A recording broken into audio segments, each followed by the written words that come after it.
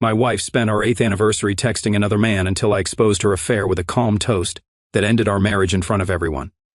That's how long we'd been married when I decided to celebrate our anniversary with a dinner that would change everything. I'd reserved the private dining room at Romano's, the same Italian restaurant where I proposed.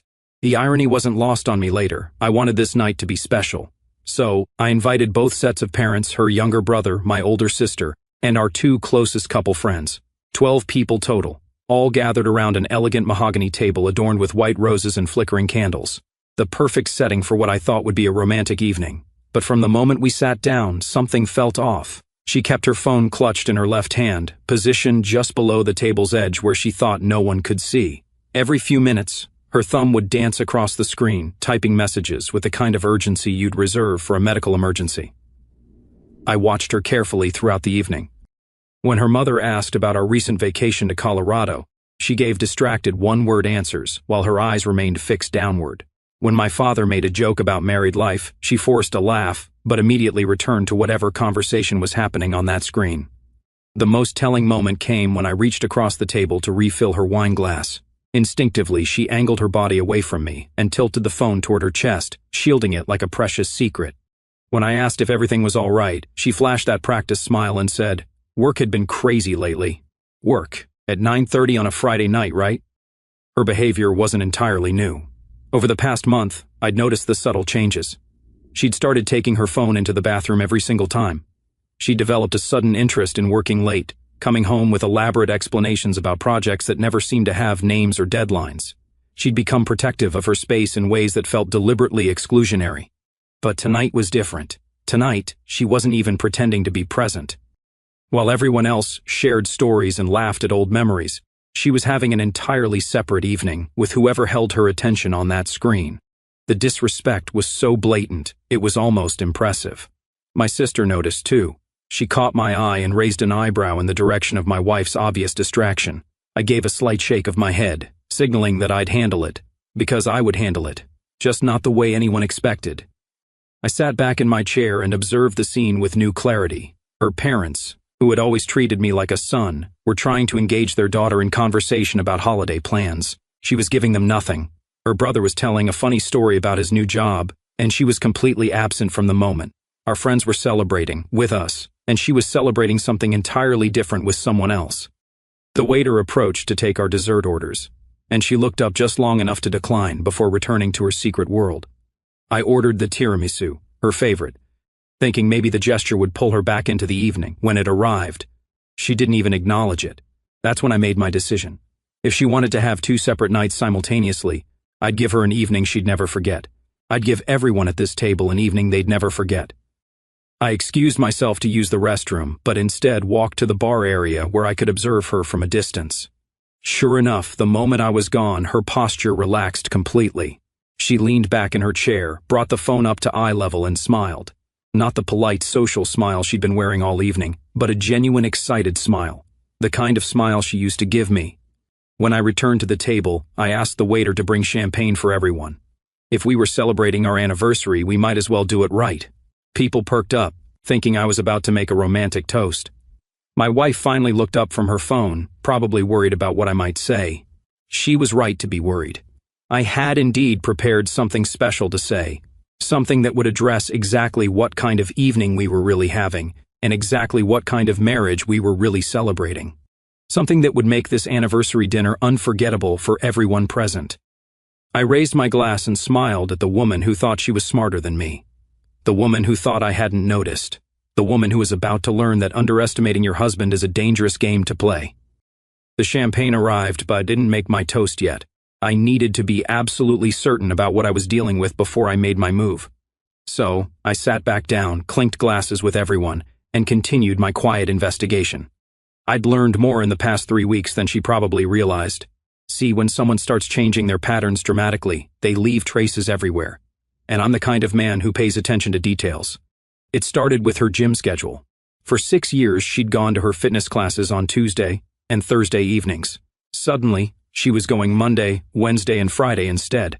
When I asked about the change, she said her instructor had switched the schedule. Simple enough explanation, except I'd driven past her gym on a Wednesday evening 2 weeks ago.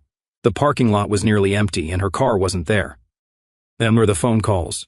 She'd started taking them in the garage, claiming it was her sister going through relationship drama and needing someone to talk to. The conversations lasted an hour or more, and they always ended with her coming back inside looking flushed and energized. So, I called her sister last weekend while she was out. Turns out her sister had been traveling for work and barely had time for 5-minute check-ins, let alone an hour-long therapy sessions. The most revealing discovery came from her laptop, not from snooping through her messages but from something much simpler. Her browser history showed frequent visits to a local coffee shop's website, checking their hours and event calendar. This was a place she'd never mentioned in a part of town she had no reason to visit.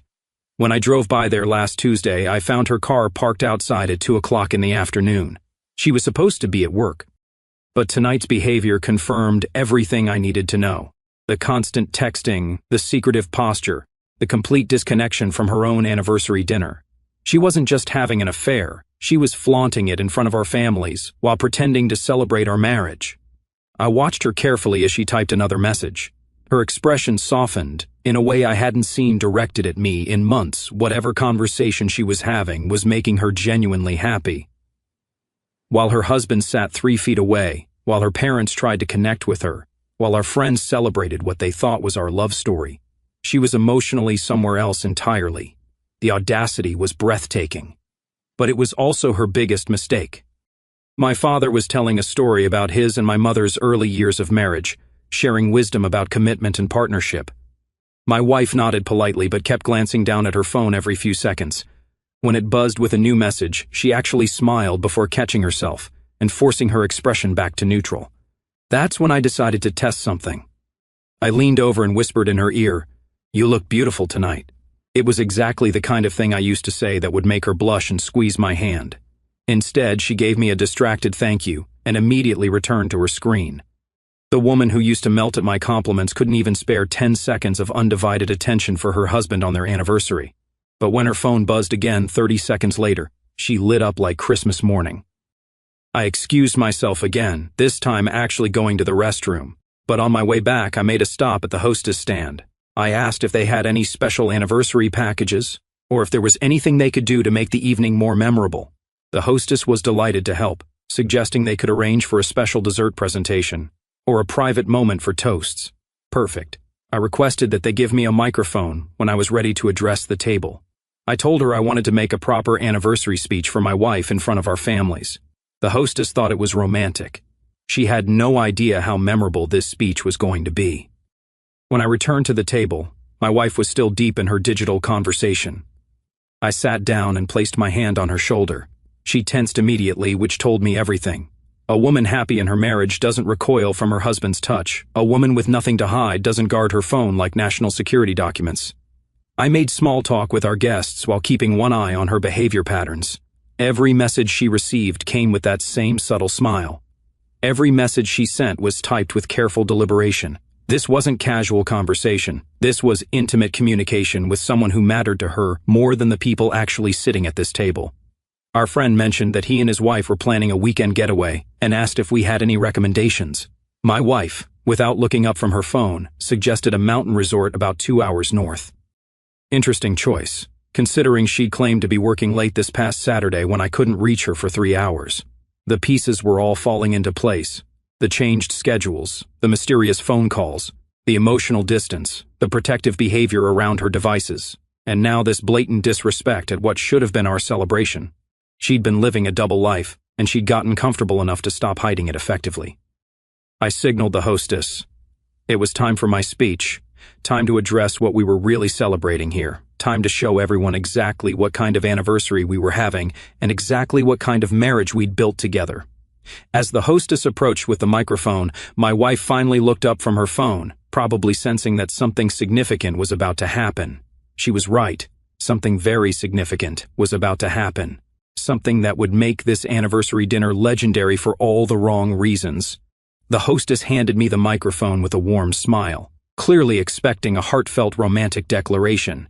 I thanked her and asked for just a few more minutes before I addressed the table. I needed to craft this perfectly.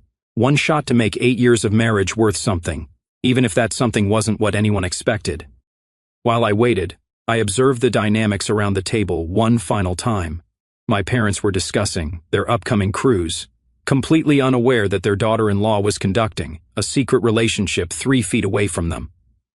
Her parents were admiring the restaurant's decor, proud that their daughter had found such a thoughtful husband who arranged elegant anniversary celebrations.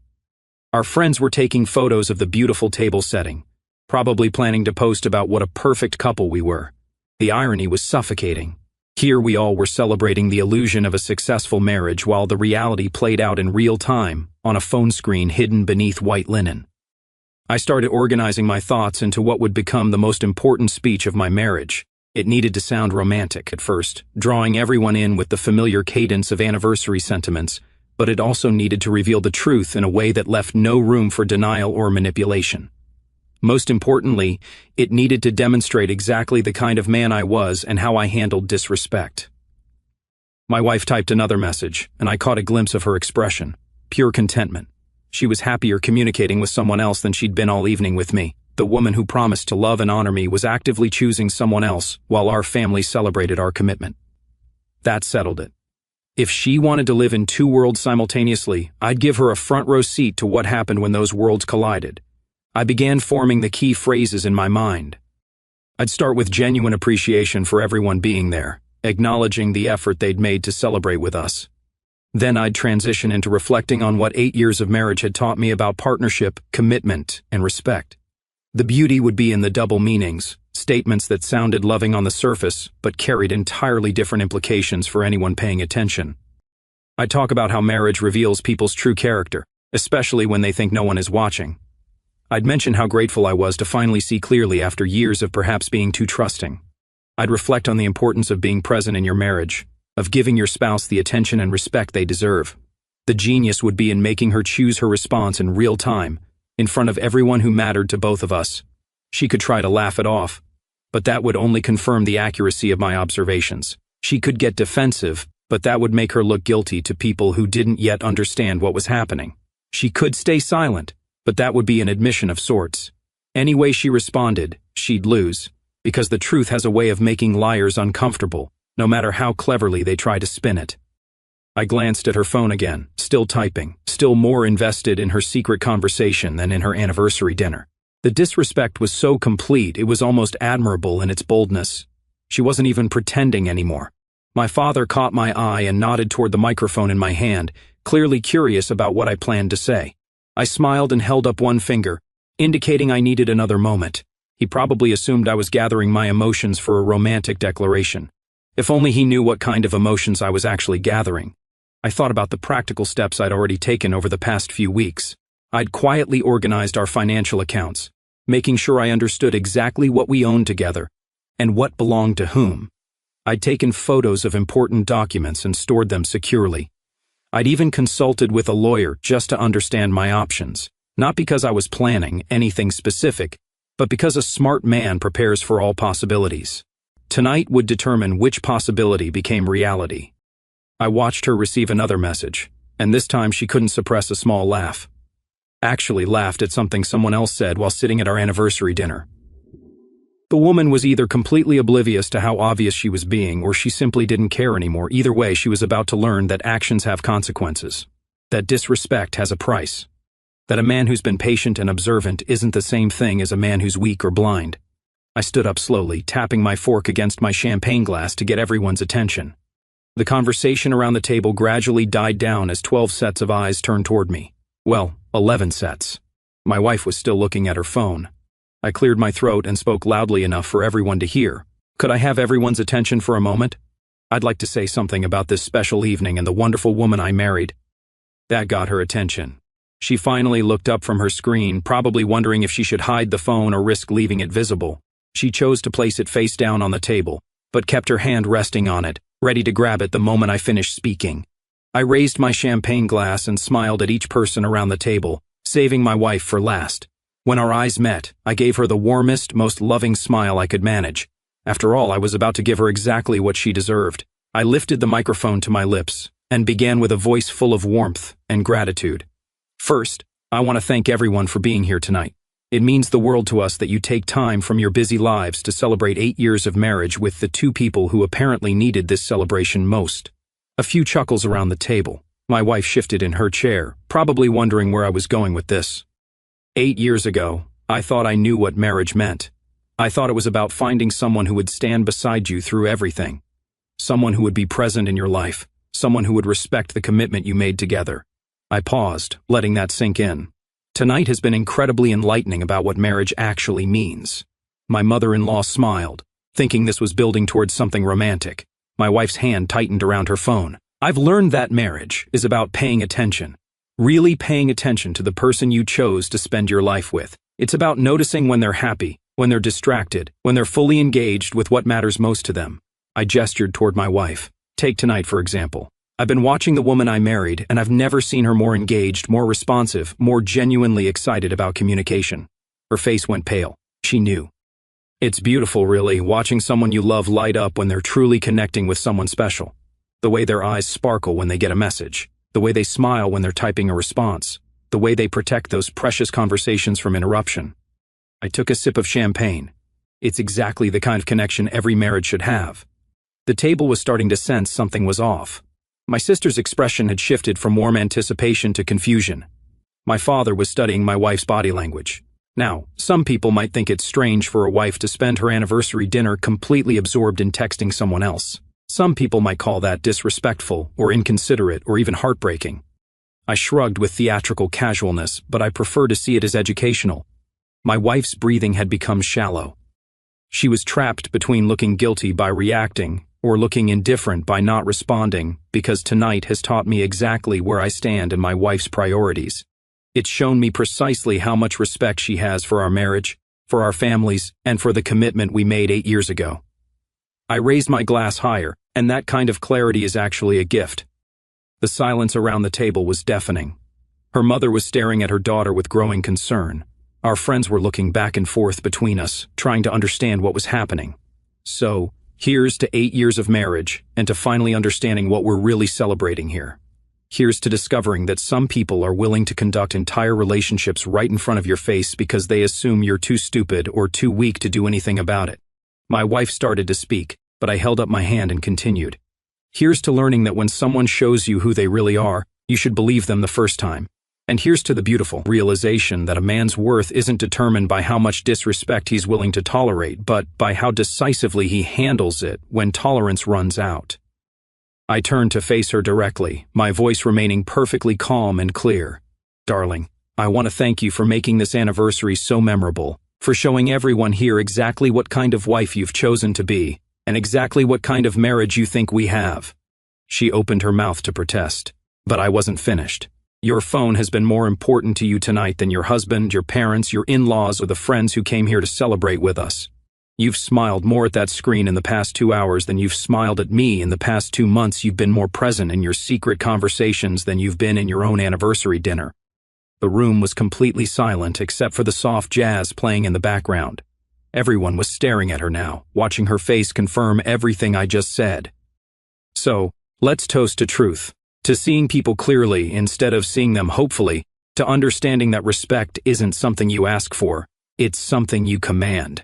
To recognizing that when someone thinks they're playing you, the smartest thing you can do is let them believe they're winning right up until the moment you show them they've already lost. I drained my champagne glass and set it down firmly. Happy anniversary, sweetheart. I hope your evening has been everything you wanted it to be, because mine certainly has. The silence stretched for what felt like an eternity. My wife sat frozen, her phone still clutched in her hand, looking like someone who just watched their entire world collapse in real time, because that's exactly what had happened. Her father was the first to speak, his voice tight with controlled anger. Is this true?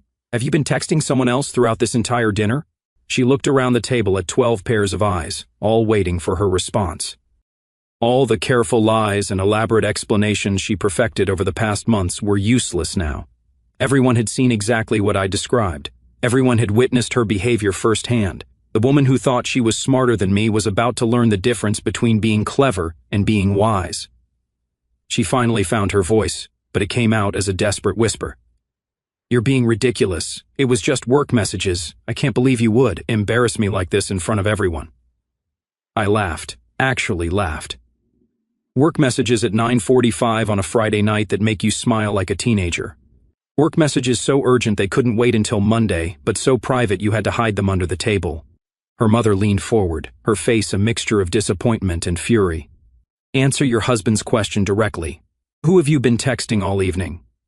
My wife's eyes darted around the table, looking for an ally, finding none. I don't have to justify my private conversations to anyone. This is insane. Private conversations. My father's voice cut through her deflection like a blade. Young lady, there's nothing private about conducting secret communications at your own anniversary dinner.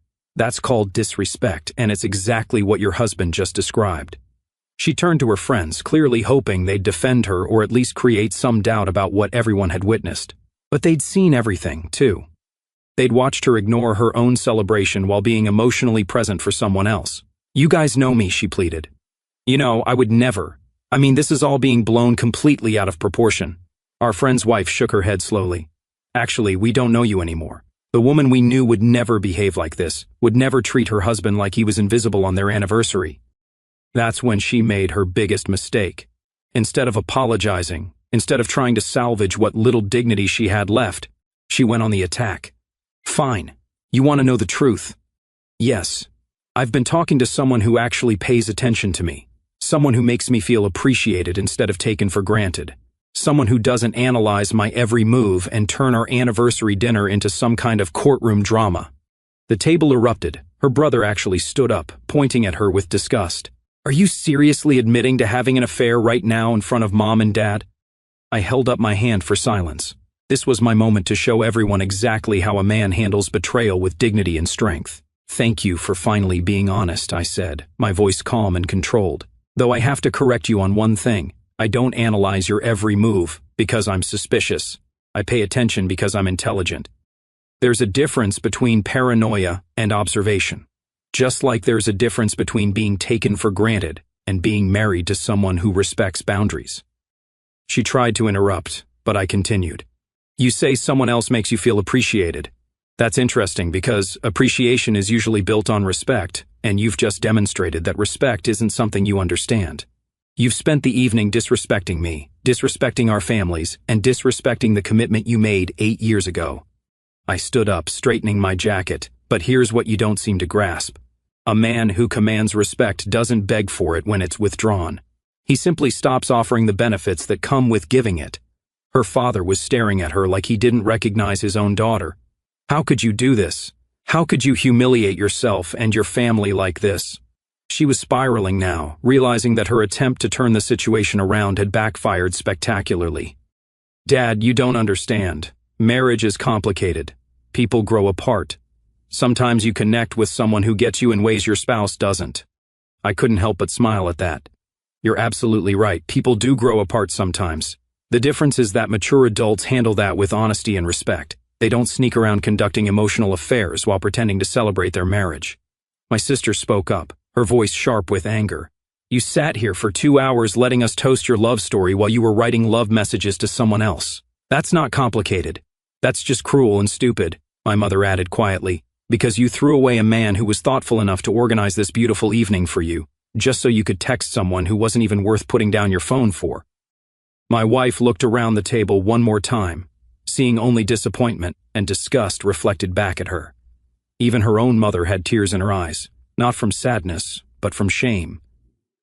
I think, I said, picking up the microphone one final time, this would be an appropriate moment for you to leave. You've made it clear where your priorities are, and it's not at this table with these people who love you, or at least who used to love you.